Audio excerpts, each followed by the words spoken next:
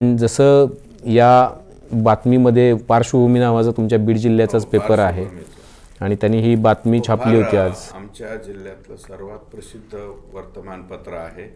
गंमत भंडारी हे त्याचे संपादक आहेत आणि खूप चांगल्या प्रकारच्या हेडिंग वगैरे असतात। आजची सुद्धा हेडिंग मला वाटतं ते आजची हेडिंग आजचीच आहे असं मला वाटतंय। 13 डिसेंबर आजचीच आहे। धनुभाऊ तुम्ही देशमुख यांची बॉडी बघितली का? हा, मग ते जे धनुभाऊ बोललेले आहेत ना त्याच्याबद्दलच त्यांनी ते म्हणलंय की धनुभाऊ तुम्ही ती बॉडी पाहिली का?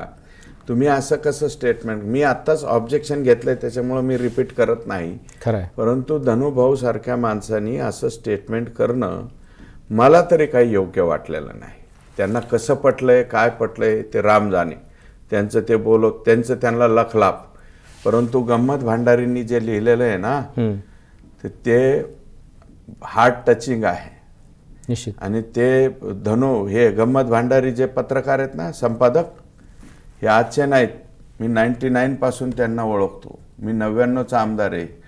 फडणवीस साहेब आम्ही हे एका बॅचचे लोक आहोत बरं का।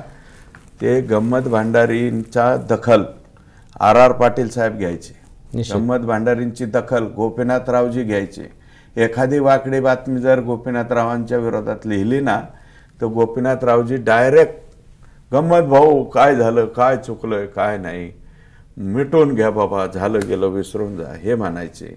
आता ही बातमी वाचून जर धनंजय मुंडे साहेबांना काही वाटलं असतं तर मला वाटतं त्यांनी कालच्या स्टेटमेंटचं हे खंडन करायला पाहिजे होतं की माझ्याकडनं बाबा चुकीनं तो शब्द गेला, मी माझा शब्द माघार घेतो।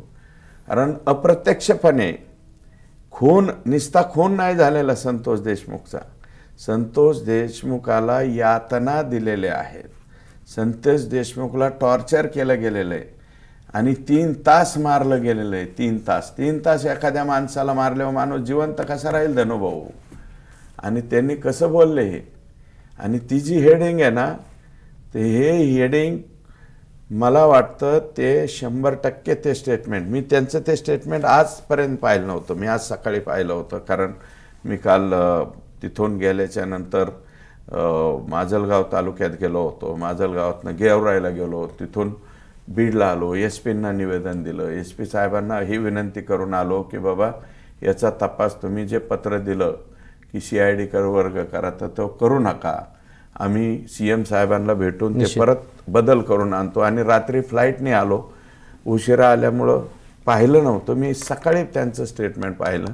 स्टेटमेंट पाहिल्यावर मनातले मनात म्हणलं अरे रे, पण ते भाऊंनी रात्रीच पाहिलं असेल, भाऊ म्हणतात त्यांना गंमत भांडारी साहेबांना।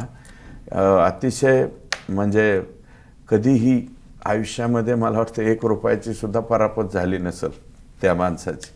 कधी कोणाचे जाहिरातीचे पैसे घेत नाही, मागत नाही, अतिशय वेगळा विचाराचा माणूस आहे। म्हणून त्यांचे जी ते हेडिंग आहे ते हेडिंग मला वाटतं हार्ट टचिंग हेडिंग आहे। त्याच्या बाबतीत मला वाटतं धनंजय मुंडे साहेबांनी खुलासा करायला पाहिजे होता। मी साहेब म्हणतो त्यांना, तसे ते माझ्यापेक्षा वयाने पण लहान आहेत, पदाने ते माझ्यापेक्षा कदाचित मोठे झाले असतील, पण मला वाटतं ते वयाने माझ्यापेक्षा लहान आहे।